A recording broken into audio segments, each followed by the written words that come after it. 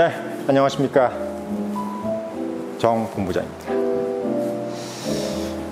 예, 8월 12일 9시 50분입니다.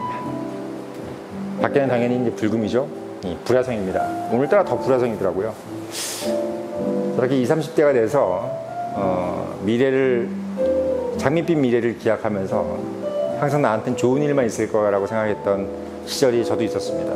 그래서 그런지 저 나이 때가 내심 부럽기도 하지만 또 저 나이 때 저 사람들이 참 불안해 보이기도 해요. 참 어쩌면 제가 이제 나이가 50이다 보니까 마냥 그냥 20, 30대가 부럽지만은 않습니다. 왜? 세월이 빠르다는 걸 알고 있거든요.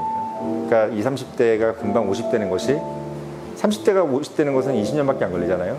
그 20년의 세월이 참 눈 깜짝할 새 가기 때문에 어떻게 보면 그래서 제가 이제 이렇게 청년의 힘, 비영리단체, 민간단체 장으로서 여러분들한테 이런 멘토링을, 그것도 리얼리티 멘토링을 해드리고 있는 겁니다.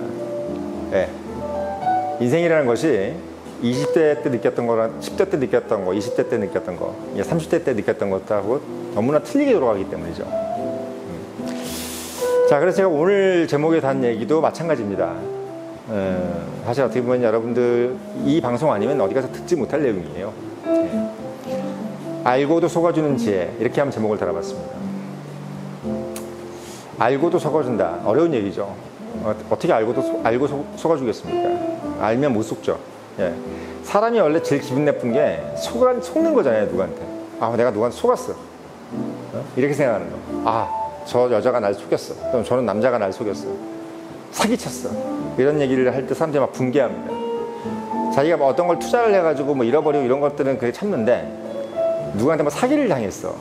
그러니까 막 자기가 어디 가서 전날에 뭘 잘못해서 몇 천만 원 잃어버린 건 괜찮은데, 누구한테 사기당하거나 속았다고 해서 뭐 몇십만 원 잃어버린 거에 대해서 어마어마하게 막 화를 냅니다. 그만큼 인간이라는 것은 이 속는 거에 대해서는 진절머리를 치는 존재예요.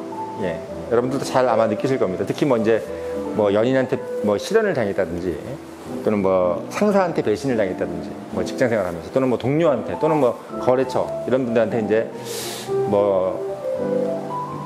소위 거짓말을 당했다든지, 해주기로 한 것을 안 하게 됐다든지, 이런 것들 할 때 보통 사람들이 속았다, 이런 얘기 많이 합니다. 특히 이제 저도 20대 때 그 얘기 많이 들었던 것 같아요.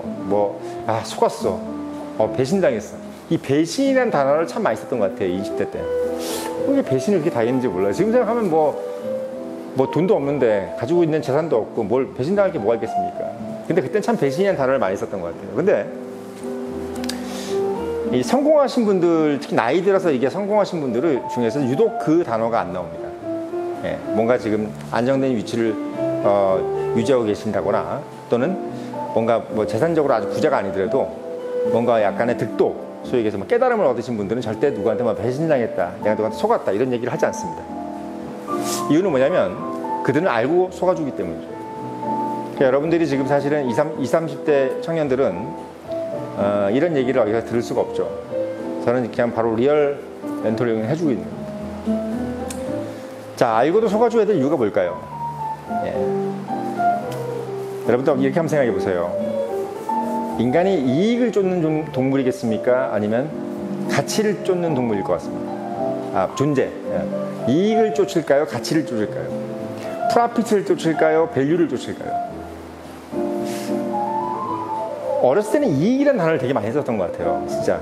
근데 나이가 들면 들수록 가치나 밸류에 대한 관심이 상당히 많아집니다. 그리고 사실 그걸 내가 진정 쫓았던 것은 결국 밸류였구나라는 생각을 하게 될 때가 많아요. 말씀드리면 인간은 밸류를 쫓는 존재입니다. 제가 어떻게 보면은 이 청년의 힘이라는 것을 자기 돈 들여가지고 이 돈 가지고 사실 어디 가서 투자할 수도 있는데, 투자해서 더 많은 돈, 빌딩 하나, 건물 하나를 더 만든다든지 이럴 수도 있는데, 굳이 내가 왜 이런 걸 하겠습니까? 이것도 결국은 밸류예요. 뭐에 대한 밸류일까요? 바로 인간 존재에 대한 밸류입니다. 결국 인간은 이 존재에 대한 밸류를 가장 중요시 여깁니다. 이 얘기를 한 사람이 또 이제 미국의 정치학자 헤럴드 라스웰이라는 사람이에요. 상당히 유명한 사람이죠. 예, 권력에 대한 어떤 연구를 가장 완벽하게 해낸 사람, 정치학자 중에 하나인데, 예, 오늘 여러분들한테 한 수 가르쳐 드립니다. 그래서 인간은 결국은 이 존재에 대한 밸류, 이것을 쫓는 인간이기 때문에, 쫓는 존재이기 때문에 자기가 누구한테 속는 것도 싫지만 기본적으로 누군가가 나한테 속아주는 거에 대해서 상당히 고맙게 생각하는 경우가 있어요. 예, 왜 고맙게 생각할까요? 내가 피치 못해서 누굴 속여야 되는 상황이 오기 때문입니다. 왜 속일까요? 사람을. 왜 내가 누군가를 속일까요? 바로 자신의 밸류가 상당히 떨어져 있는 상태가 되어 있었기 때문일 거예요. 뭔가 내가 생각했던 상황이 원래 이 상황이 아니었는데, 또는 내가 좀 원래는 이거보다 훨씬 더 잘 될 줄 알았는데, 또는 내가 내가 원래 생각했던 위치, 또는 어떤 여러 가지 성취도가 있겠죠. 40대, 50대, 60대가 넘어가면요, 대부분의 사람들이 자기가 생각했던 만큼을 이룩하지 못했다고 생각해요. 예. 그러다 보면 무슨 생각이 드냐면, 누군가를 속인다는 생각을 안 하면서 속이게 돼요. 자기에 대해서 과장한다는 것도 있을 수 있죠. 뭔가의 과장이라든지 뭔가의 어떤 포장, 이런 것들에 대해서 무심결에 하게 된다는 거죠. 근데 여러분들이 이렇게 생각하셔야 돼요. 포장이나 과장이나 심지어는 누군가를 나를 좀 속이더라도 그거에 대해서 너무 예민하게 반응을 하시는 것은 여러분들이 인생을 사시는 데 있어서 큰 마이너스가 되실 거라는 겁니다. 대표적인 예가 뭐냐면, 여러분들 삼국지 보셨죠? 삼국지 보면 참 유명한 일화가 나오죠. 예, 바로 뭡니까? 예, 관우가 죽을 때예요. 여러분들 삼국지 아무리 모르고 안 읽어봐도 관우는 알잖아요, 그렇죠? 예, 관우를 누가 죽였죠? 예, 오나라의 여몽이 죽였습니다. 여몽이. 근데 재밌는 건 뭐냐면, 삼국지에서 가장 큰 사건이 뭐냐면 관우가 죽은 거고, 그 다음에 제갈공명이 죽을 때예요. 예. 그러니까 어떻게 보면 관우가 죽고 제갈공명이 죽고, 관우가 죽고 유비가 죽고 제갈공명이 죽을 때가 이제 제일 어떻게 보면 이 삼국지의 가장 이제 클라이막스인데, 제일 먼저의 클라이막스가 관우가 죽을 때입니다. 왜 관우가 죽을 때가 가장 클라이막스겠어요? 대중적인 인기가 많은 사람인 거죠. 그리고 대중적으로 참 좋아하는 품성을 가지고 있는 사람인 거죠. 지덕을 겸비하고 무용을 겸비하고. 그래서 지금 관우를 모셔놓은 사당도 많지 않습니까? 그 사람들이 무신이라 그래가지고 이제 절도 하고 사당을 많이 만들어 놓고, 중국은 그런 게 상당히 많죠. 우리나라도 우리나라 사람도 아닌데도 불구하고 무당 이런 사람들이 이제 관우상을 모셔놓고 이렇게 칼춤을 추고 그러죠. 그만큼 영향력이 있는 사람이었습니다. 근데 그 사람을 오나라의 여몽이라는 자가 어떻게 보면 죽였어요. 살려줄 수도 있었는데 죽였어요. 그러고 나서 이제 얼마 후에 여몽도 죽죠. 예, 이유 없는 죽음에 의해서 죽습니다. 삼국지에 나와요. 예. 일설에 의하면 그냥 오나라에서 죽였다고 하는 게 나옵니다. 왜 이 얘기가 나왔냐면, 알고 속는다는 게 무슨 얘기냐면요, 삼국지에서 이제 많은 삼국지를 보신 분들이 그때 관우를 죽이지 않았다면 여몽도 죽지 않고, 그리고 소위 얘기해서 오나라하고 이제 유비, 총나라죠. 이가 서로 대전을 벌이지도 않았을 것이다 라는 얘기를 하는 거죠. 한마디로 자존심의 싸움인 거예요. 자존심의 싸움. 인간이라는 것은 내가 이거를 내가 이 소위 얘기해서 길 가다가 몇 천만 원을 주셨어도 이거를 내가 취하지 않아야 될 때가 있습니다. 내가 엄청난 폴춘, 행운, 이거를 내가 하면 평생의 소원인데 이거를 내가 짚지 않아야 될 때가 있어요. 왜? 그 이익을 취하는 만큼 나의 어떤 밸류가 떨어지는 일이 있습니다. 디스밸류가 될 때가 있단 말이죠. 디스밸류에이션이 될 때가 있어요. 여러분들이 그걸 아셔야 되는 거예요. 이익을 취한 만큼 더 커지는 게 아니라 프로핏을 얻은 만큼의 밸류가 떨어지는 상황이 상당히 많습니다. 인생을 살면서. 오나라가 관우를 죽임으로써 얻은 프로핏보다 잃은 밸류가 훨씬 큰 거죠. 결국 이제 유비랑 대전을 하게 되고 나라를 풍전등화로 만들게 되는 상황으로 벌어질 거죠. 왜? 복수 때문에. 관우에 대한 복수를 유비가 하게 되는 거죠. 결국 이제 우리가 천추에 가장 정말 눈에 가시 같았던 관우를 죽인다는 어떤 그런만 생각했지, 관우를 죽임으로써 초기의 모든 국민과 왕과 장군들이 모든 공격력을 총동원해서 자기 나라를 칠 거라는 생각을 안 한 거예요. 한마디로 프로핏은 요만큼인데 밸류는 이만큼을 잃어버린 겁니다. 제가 사실 이 얘기 드리긴 좀 그런데, 얼마 전에 이제 오늘이죠. 8월 10일 이제 사면이 됐습니다. 예, 이재용 씨 사면 됐더라고요. 그렇죠? 삼성. 예, 주가 조금 올랐어요. 예, 이명박 대통령 사면 안 됐습니다. 예, 그거 보면서 제가 느낀 게 있습니다.